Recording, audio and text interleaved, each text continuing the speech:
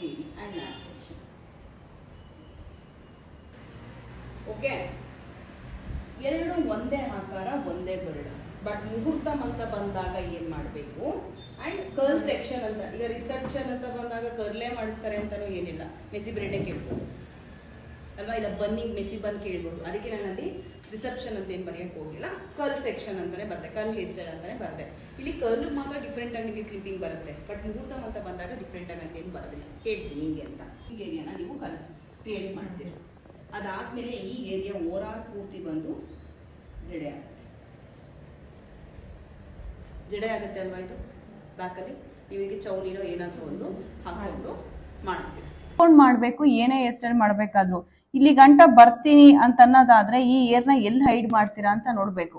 ಕೆಲವ್ರು ಏನ್ ಮಾಡ್ತಾರೆ, ಈ ಏರ್ ರಿಯಲ್ ಏರು ಇಷ್ಟುದ್ದ ಇದೆ ಅಂತ ಅಂದಾಗ ಬಫಿಂಗ್ ಏರಿಯಾ ಇಲ್ಲಿಂದ ತಗೊಂಡ್ಬಿಟ್ಟು ಆ ಏರ್ ಇಷ್ಟೇ ಇಷ್ಟು ಬರುತ್ತೆ ಅಂದಾಗ ಇದನ್ನ ಬಂದು ಒಂದು ಫ್ಲವರ್ ಮಾಡ್ಬಿಡ್ತಾರೆ. ಈ ಏರ್ನ ಇಲ್ಲಿ ಗಂಟ ಇಷ್ಟು ಬಿಟ್ಬಿಟ್ಟು ಇನ್ ಮಿಕ್ತವೆಲ್ಲ ಇಷ್ಟಿಷ್ಟು ನಿಂತ್ಕೊಂಡ್ರೆ ನಿಮ್ ಪ್ರೊಫೆಷನ್ ವರ್ಕ್ ಕಾಣುತ್ತಾ? ಈ ತರ ಆಲ್ಟರ್ನೇಟ್ ಮಾಡ್ಬೇಕು ನೀವು. ಅದೇ ನೀವು ಮುಹೂರ್ತ ಹೇರ್ ಸ್ಟೈಲ್ ಮಾಡ್ಬೇಕಾದ್ರೆ ನೀವು ಇಷ್ಟಕ್ಕೆ ತಗೋಬೇಕು ಅಂತ ಏನಿಲ್ಲ. ಹೇರ್ ವಾಲ್ಯೂಮ್ ಇಲ್ಲದೆ ಇದ್ದಾಗ್ಲೂ ಕೂಡ, ಹೇರ್ ವಾಲ್ಯೂಮ್ ಇಲ್ಲ ಅಂದಾಗ ಇಯರ್ ಬ್ಯಾಕ್ ಅಲ್ಲೂ ಕೂಡ ತಗೊಂಡು ಇಷ್ಟು ಹೇರ್ ಅಲ್ಲಿ ನೀವು ಸಿ ಕಪ್ ನ ಫ್ರಂಟ್ ವೆರಿವೇಶನ್ ನ ಮಾಡ್ಕೊಬಹುದು. ಈ ಏರ್ ವೇಸ್ಟ್ ಅಲ್ವಾ, ಹೆಂಗೋ ಚೌಲಿ ಆಡ್ ಆನ್ ಮಾಡ್ತಾ ಇದೀವಿ, ಚೌಲಿ ಒಳಗಡೆ ಹೋಗೇ ಹೋಗುತ್ತೆ, ಅವಾಗ ದಪ್ಪ ಆಗೇ ಆಗುತ್ತೆ. ಅದ್ರ ಬರೋದು ನೀವು ಬಫಿಂಗ್ ಏನೇನೋ